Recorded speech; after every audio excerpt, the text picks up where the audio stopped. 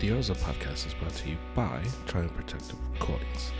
Triumph Protective Coatings is a construction company specializing in epoxy flooring and concrete resurfacing systems.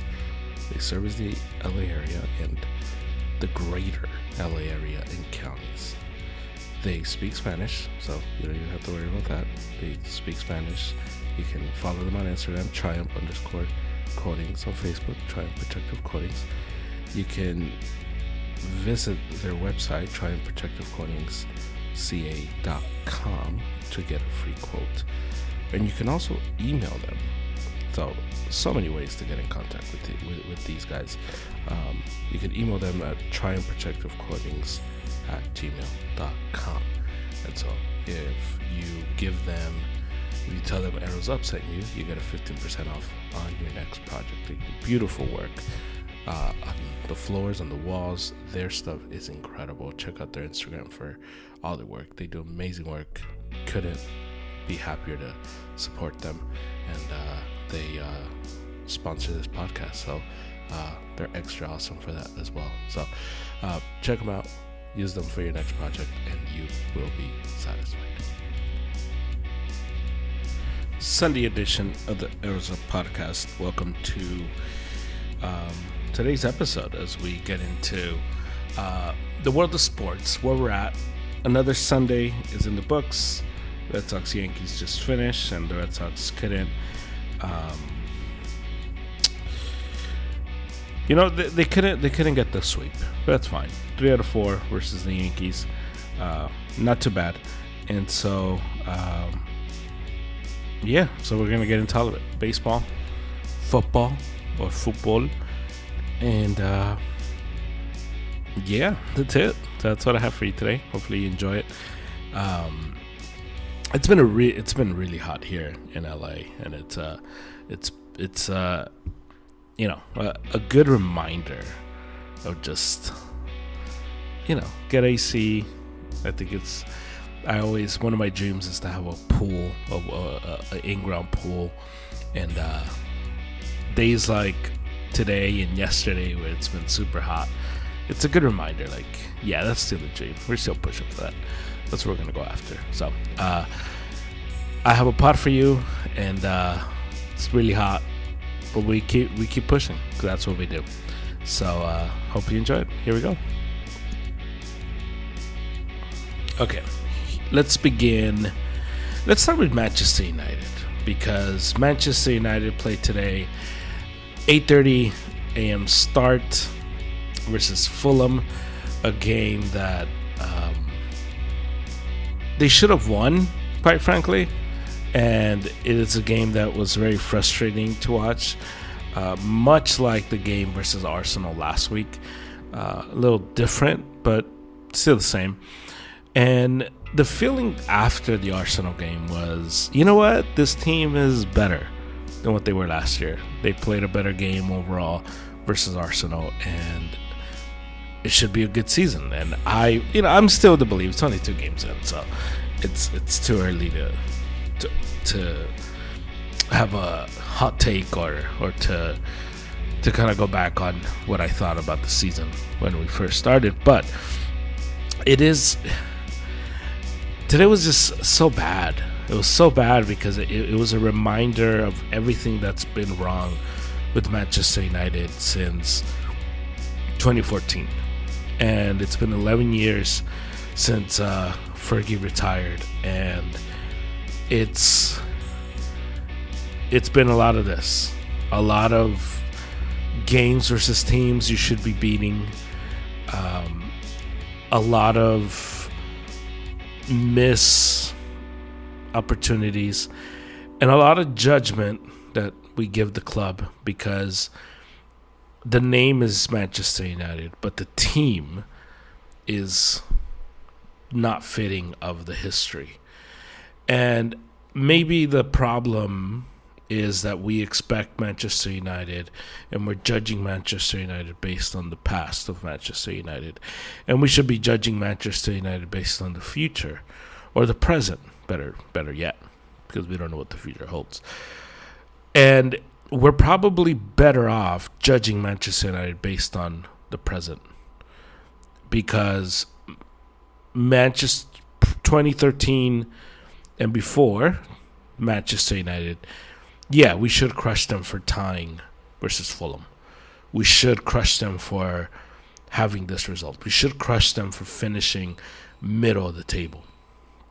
This Manchester United post 2020, 2013, Manchester United, this is who they've been. And so we are a club that is in the middle of the table. We're a middle of the table club. We are Fulham. And I know it's hard to hear that as a Manchester United supporter, but that's the reality of it. And maybe we're the ones making a mistake by judging current United with the history of United.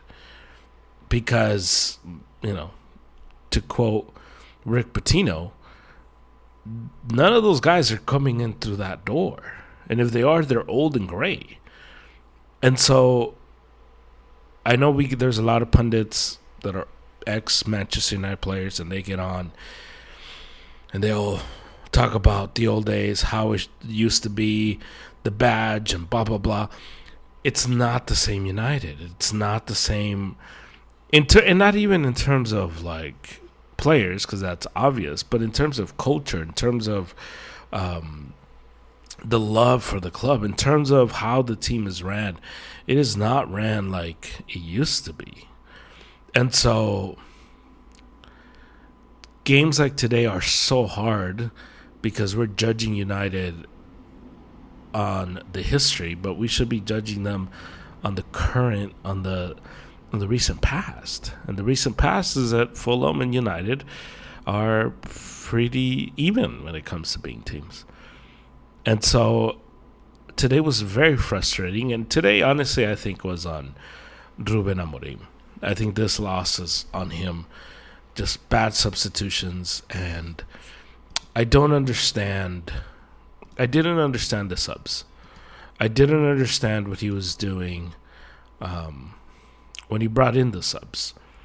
Because he leaves on the bench Joshua Zirkzee, which could have helped. He leaves on the bench Kobe Mainu, and he just doesn't bring them in. He doesn't bring them in to be part of the team. And instead, he brings in Harry Maguire, and he brings in Diogo Dalot, and he brings them in for, it's a defensive substitution, and they're brought in to reinforce, but at the same time, he brings them in to hopefully try to get a header. Hopefully, you're able to score off of a set piece. I don't understand that move. I don't understand why we're not starting the game with Šeško. I don't understand why Cunha is the guy at the top. Just this game was 100% on Ruben Amorim, and I think I've been very supportive of Ruben Amorim. I was so out on Ten Hag, and I wanted something new, and Ruben Amorim came in, and he had the right message, and today was just a bad performance by him and the club in general. Bruno Fernandes has to do a better job of staying composed.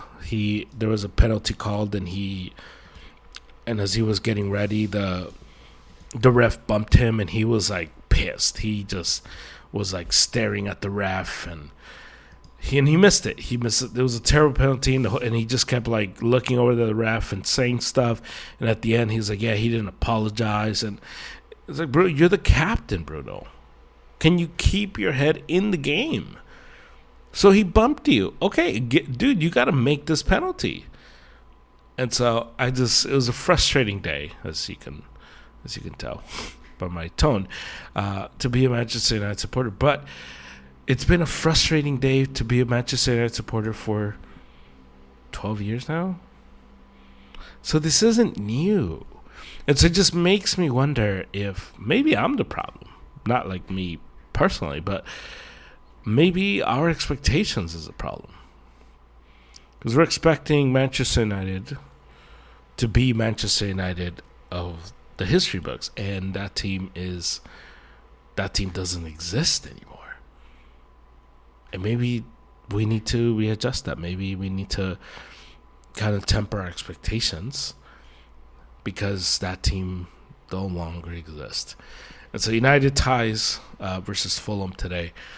Very frustrating, and we'll see what they're able to do in the next coming weeks, because it's just winnable game Wednesday versus Grimsby Town, which is part of the Domestic Cup, and then Burnley on Saturday, City on September 14th.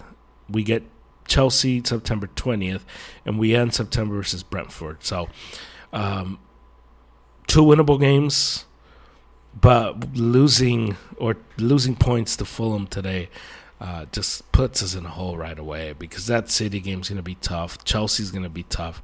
And you have to get 6 points from the Burnley and the Brentford games. You have to. And that's unfortunately the state of Manchester United as we currently stand. We are 16th on the table, and that, my friend, seems that makes sense.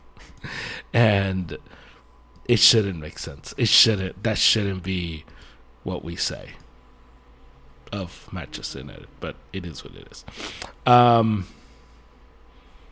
Yeah, Liverpool wins again. Not Liverpool. Arsenal wins again. Liverpool plays tomorrow, and City lose to Spurs, which was very interesting. Last team to beat City back to back on the road or at home, Manchester United. So there's hope. Let's go to La Liga. We had Real Madrid today, 3-0 versus Oviedo. And the situation with Rodrygo isn't going to get better. And I think we're at the place where he's probably going to have to go. He got subbed out at the 62-minute. There's a video circulating where he's upset, and Militao's next to him, and he's upset. And we can make a thing of it, but the thing is, whenever a player gets upset because he got subbed out, that's not story. I mean, they should be upset, right? Like, that's what you expect. A player doesn't want to come out. But it's clear. It's clear that Xabi Alonso, he's saying the right things. He's saying he counts with us. We need him. Yada, yada, yada. So he's saying the right things. It's just he's not doing the right things. And so he's saying the right things. He's just not playing Rodrygo. And I personally, if it was me, I'd keep Rodrygo and I ship out Vinny. But that's not up to me. But yeah, I think Rodrygo's situation is not well. And I think he's probably going to be gone. Because it just doesn't. Xabi Alonso doesn't prefer him over the other options, which sucks, because I think he's arguably the most talented player on this roster. Mbappe has been phenomenal these first 2 games. He is a monster, and he is a man on a mission. So thank you to PSG for all the crap you talked, because I think this is what has lit a fire under Kylian Mbappe. But Real Madrid take care of business on the road, 3-0. And they keep pace. They keep pace with Barcelona, who won yesterday. And it's going to be Real Madrid versus Barcelona all the way through. But you know who's first in La Liga after almost 2 match day 2? Villarreal. Yeah. 6 points, 7 goal difference. Barcelona with 4, Real Madrid with 4. And so because of that, Villarreal, they're the first place after match day 2. Yeah, they'll be, even regardless of what happens, unless Rayo Vallecano wins by crazy score, Villarreal should be fine. So that's La Liga. That's where we're at in Spain. Let's do some baseball. This is the bulk of what we have left on the pod with baseball. So last week I went through just what everybody has left, and we went through just all the teams. We went through who had the schedule, and we did it, and it was a good exercise to go through and get it all out of the way. We have had another week, and when we finished last week, the Padres were getting swept out of LA. Things were not looking great. And the Dodgers go into Colorado and kind of just turn back the clock to who the Dodgers were for the most part and who have been. And so they split versus the Rockies. And then they lose 2-3 versus the Padres. And now it's a dead heat. 74-57, both of them, heading into the last week of August into September, where they don't play anymore. Now, to update you where we are at with the schedule, the Padres have the easiest schedule remaining, and the Dodgers have the 26th, well, the 4th easiest schedule, depending on how you want to view it. And so this bodes well for San Diego, because not only do they have the easiest schedule, the Dodgers aren't playing all that great baseball. The Dodgers have been asleep at the wheel. Now they're getting players back from injury. It's a team that isn't as hungry, because I don't care what you say. After you win a title, it's impossible to muster up and orchestrate and build up fake hunger. You just don't have it, because, well, you're a champion. You don't have anything to prove. Now, I do expect them to turn it on into September, into October. I expect the Dodgers to be fine, for the record. But if you're the Padres, you probably want I'm guessing you want to chase and get to the top two the top two spots, right? I would think if you're in the National League, you don't want to play in the you want to catch up to the Brewers, who are 81-50. The Padres and Dodgers are 4.5 games out. The Phillies are chasing, but it's one of those things that you're kind of in the pursuit of this, and I wonder if you don't want to play in that wild card, just because anything can happen. And at the same time, we've seen how the wild card bye has affected some of these teams. Ultimately, I don't think it matters. I don't think it matters to the Padres or Dodgers whether they play in the wild card or not. If anything, I think it hurts Milwaukee to play in the wild card, because I think the faster somebody begins to see them more, the easier it is for them to get exposed. And so, where I think the Dodgers and the Padres have different ways to beat you, which always is a good thing for October. Now, at the end of this week, as we enter the last week of August, and we look at the standings. So we'll go National League, since we did the West already. So it's Dodgers, Padres, 74-57. We go to the National League Central, and the Brewers stumbled versus the Cubs this week. It felt like they played 10 games, but it was 5 games that they played. Sorry, because one of them was a makeup.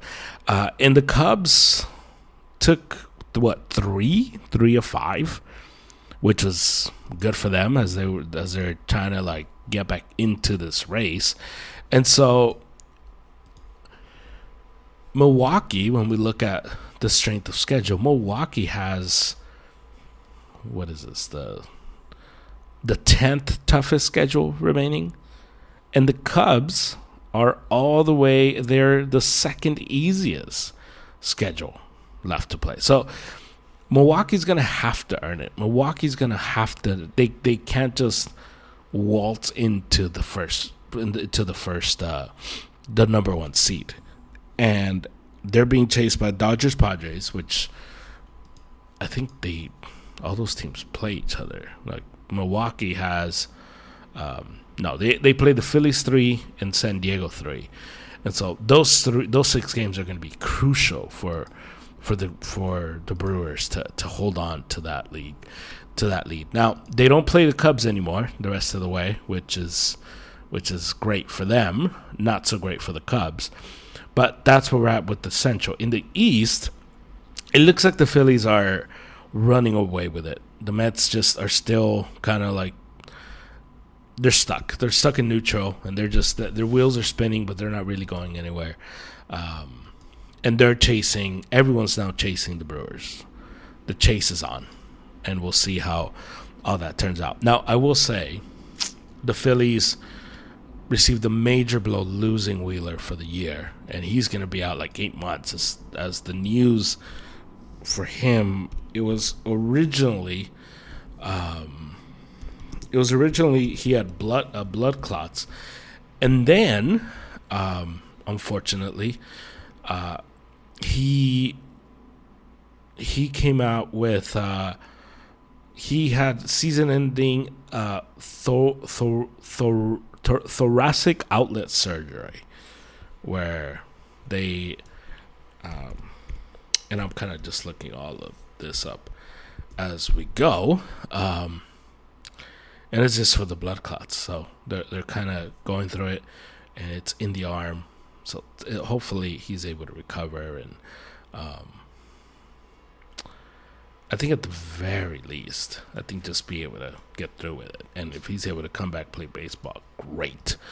But all the best to Zach Wheeler. And that throws a monkey wrench into the entire Phillies system, because he's their best pitcher. And not just for the division, because they were probably going to be a fine division, but in the playoffs, it's one less arm you have, and it puts pressure on everybody else to pick up the slack. And a Phillies team that's gotten to World Series, but they have yet to win it. And so it's a team that's had success. They've had moments. They just haven't been able to put it all together. And with the Dodgers the way they are playing, with nobody in the American League really looking like a team that can take over in October. And I said it, like a week ago? This is the best chance for any of these teams to go and grab this World Series, because I think the Dodgers not as hungry, and this might be the last year where they are this anemic, because you would think that the older they get, maybe the more hungry. But hey, it might be the opposite, actually. Like the Dodgers, what if they just get one in all this? Anyway, that's a conversation for a different day. But the Phillies have a great opportunity to go and win this, and it's just going to be a lot harder now without Zach Wheeler. In the American League, we have the Mariners, who have just been struggling. The last 10, they've only won 3. The A's, were made it really tough for them. Today, they finally got a comfortable win, 11-4 versus the A's, but it had been tough. They go to Philadelphia and they get swept at Philadelphia. They lose 2-3 versus the Mets. It's just been really hard for the Mariners, who people are hyping up their offense, people are hyping up their pitching, like, oh, here come the Mariners. And no, that's not working out. But the Astros are not playing great baseball either, and so it's all within reach. The Astros, the Mariners, and even the Rangers, who are 6.5, because the Astros aren't playing great baseball, because the Mariners aren't playing great baseball. In the last 10, the Rangers are the only team out of those 3 to play 500 ball, and that is better than the other 2 just by default. And so it just gives you an idea of how bad the Astros and the Mariners have been struggling.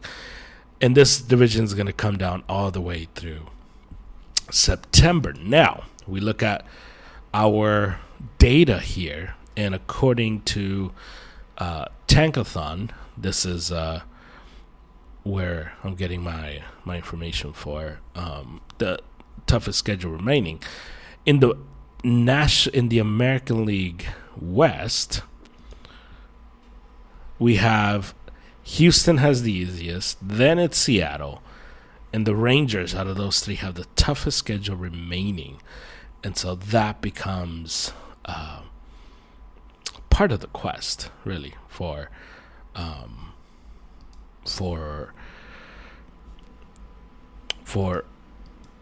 Texas as they're chasing the Astros and the Mariners. In the Central, I mean, Kansas City's not catching Detroit, and Detroit's they've stabilized after struggling for a while. They've kind of just found the reins again. They're playing good baseball, and they should be fine. They're number one in the American League, and they're probably going to lock it up. The Blue Jays are right there. They're like a game or so, 2 games behind them. But I think it's because the Blue Jays are going to have just a tougher road. They have the hardest schedule left in the American League. In the American League, they have the toughest schedule left, first of all. And so this is going to be tough for Toronto to catch up to Detroit. Detroit has the third easiest schedule remaining. The Yankees have the easiest, which bodes well for them as they no longer see the Red Sox the rest of the way. Actually, they see them one more time. One more time in Fenway, and then that's it, as the Red Sox have had their way with the Yankees up until today. But all this can always flip, as you know. But this is the game that we're in now. And so in the East, Toronto has a 5-game lead over the Yankees and the Red Sox. And if you're the Yankees, you have to find a way to, a bunch of these teams have to find a way to just shake it out. I don't know if they need, a rest day. I don't know if they need, go to a spa.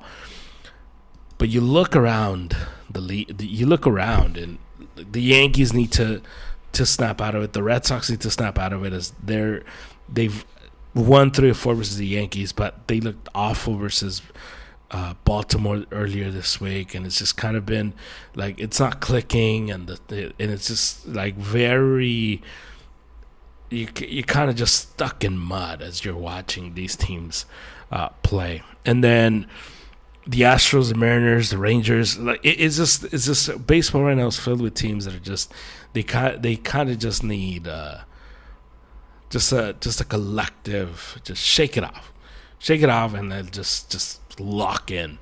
And it's probably why it's so wide open. It's so wide open because nobody's chasing it. Nobody's playing really good baseball that we're able to point at a team and say, okay, this is the team to beat. That team doesn't exist this year. And so this is a great opportunity for one of these teams to go for it. So the Blue Jays up 5 games, have a good opportunity to put away the East and run away with it right now that the Red Sox and the Yankees are not playing the best of baseball. And so it should be a fun road down to October. Now, the Red Sox did take 3 or 4 versus the Yankees in a series where up until today the Red Sox had done a great job of putting off the power for the Yankees. And today the Yankees just found it. 4 home runs, 7 runs, and it was just a masterclass by the Yankees today. Buehler's in the bullpen. I don't know how well that's going to go. He did allow a home run. And it might be over. It might be over for Walker Buehler. And it just happens. It happens with pitchers in baseball a lot faster than what you anticipate. And it's why when you get a guy like Kershaw, who's old, but it's also been pretty good this season. You realize, like, man, there's levels to this. And it's a good reminder of the levels that there are in sports. We are a week away or so, 2 weeks away from the start of the NFL season. We finished the preseason games, and now we await the cuts. We had Shiloh Sanders get cut, and I wonder what team's going to bring him in. I think the problem with guys like proving guys like this, it's that it's tough because you kind of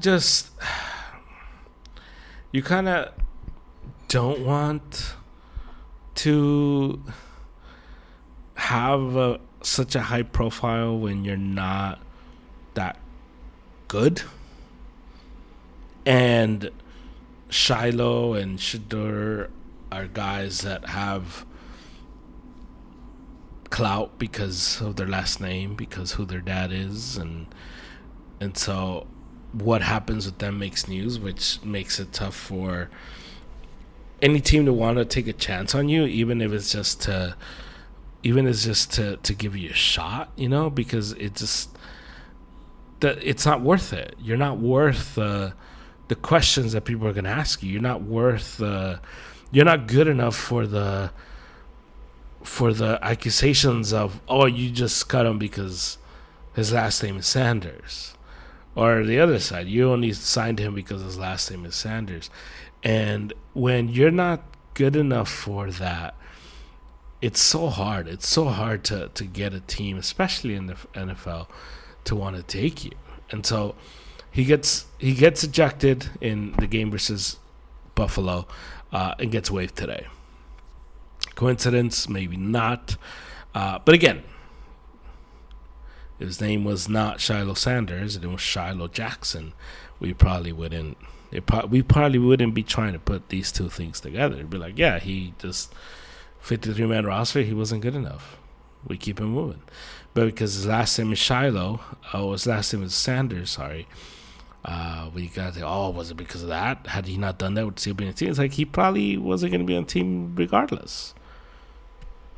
So it's just tough. It's a, and if Shador makes the Browns, it's going to be the same thing. We're just going to be in the situation where we're kind of asking, did this happen because he's a Sanders, or did he earn? Like, it's just going to be Bronny, like, just worse, because at least with Bronny, we all know what it is. It's nepotism. And you can be a LeBron supporter and, like, deny. You can want to support and want Bronny to succeed. But, I mean, we know what that Bronny situation is with the Lakers. And with Shiloh, with Shador, I think we're not there yet. So because we're not there yet, we have to kind of do this dance. But I'll have a NFL preview coming to you on Friday. So stay tuned. No, next Monday. So stay tuned for that. Final thought. Let's do a final thought for you. I've been looking at the different. There's been different lists that come out throughout the NFL, NBA, MLB offseason. Some of these lists are stupid. Some of these lists are stupider. One of the ones that I saw was the top 10 greatest wide receivers of all time. This is put out by ML Football on X. And this is a list. Number 1, Jerry Rice. Number 2, Randy Moss. Number 3, Calvin Johnson. Number 4, Terrell Owens. Number 5, Julio Jones. Number 6, Marvin Harrison. Number 7, Larry Fitzgerald. Number 8, Antonio Brown. Number 9, Tyreek Hill. Number 10, Mike Evans. And look, this probably shouldn't annoy me. This probably shouldn't be something that I pay attention to.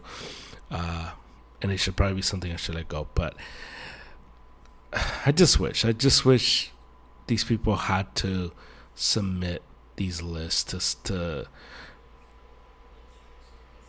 like too bored. Maybe Grok on X, like maybe you have to submit it to Grok, and Grok has to tell you like, if you do this, you have to put like a disclaimer, like, "Hey, this is my list. I don't know ball." Because for Chris Carter not to be on this list, for Michael Irvin not to be on this list is insane. I get Michael Evans has been super consistent, and I get his numbers are right there, and I get it. I get the consistency, but he was not better than Michael Irvin or Chris Carter. Tyreek Hill is a cheat code, and he's fast, and he, a lot of fun. He's not better than Michael Irvin and Chris Carter. Antonio Brown was phenomenal for the time he was playing. Phenomenal. One of the best wide receivers. He's not better than Chris Carter and Michael Irvin. So Chris Carter and Michael Irvin have to be, in my opinion, like anywhere from 4 to 10. To me, Calvin Johnson is a freak, but he's overrated because his career wasn't as long, and his numbers weren't as just prolific as some of the other guys. To me, it's Jerry, Terrell Owens 2, Randy Moss 3, Michael Irvin 4, Chris Carter 5, Julio Jones 6, Marvin Harrison 7, Larry Fitzgerald 8, if we want to go this route, Calvin Johnson 9, and Antonio Brown 10. If we wanted to do this list, that would be my list. But to me, to have this list and not include Michael Irvin and Chris Carter is like idiotic. And ML football should just put a disclaimer, I don't know ball. So my final thought is, if you're going to make this list, can you just at least Google? Can you Google? Just look up a name. Ask somebody, hey, what do you think of my list? Proofread. Let's proofread our list before we submit them to social media. That's what I have for you. Thank you for listening. I'll talk to you on Wednesday with Christian Worldview Wednesday in Psalm 3. So I'll talk to you then. That's the pod. Thank you for listening. Thank you to Angel. Thank you to Triumph. Thank you to you. You can listen to this podcast anywhere you get your pod, so please rate, review, and subscribe. You can also follow us on Instagram, the Arrows Up Instagram page, where we post videos on the daily to just give you takes for you to have throughout the week. So you can follow us for that as well.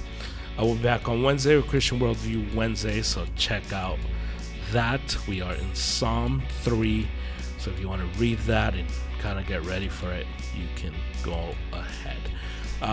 Let's do the roll call. Let's do the roll call and get out of here on this.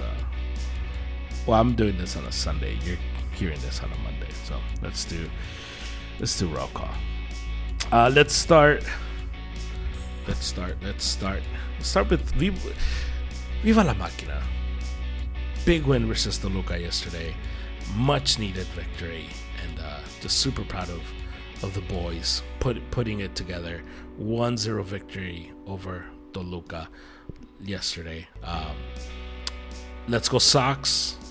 Beat the Yanks 3 out of 4. Phenomenal. The bat flip of the year by Roman Anthony. Spectacular. Love it. And glory Man United, even though we haven't been so glorious, but it is what it is. Hala Madrid, big win, 3-0 versus Real Oviedo. We'll see what happens next week. And that's it. That's what I have for you. We're getting Bang Bang Niner Gang soon, so stay tuned for that. And Let's Go Lakers is coming soon. It's all covered, man. College football starts next week. I don't do any college football content, but I watch it casually, so I will be enjoying it casually. Maybe I'll say stuff from time to time, but nothing too crazy, nothing too intense. So That's it. That's it for me. Thank you for listening. I'll talk to you later. Let's go, Sox.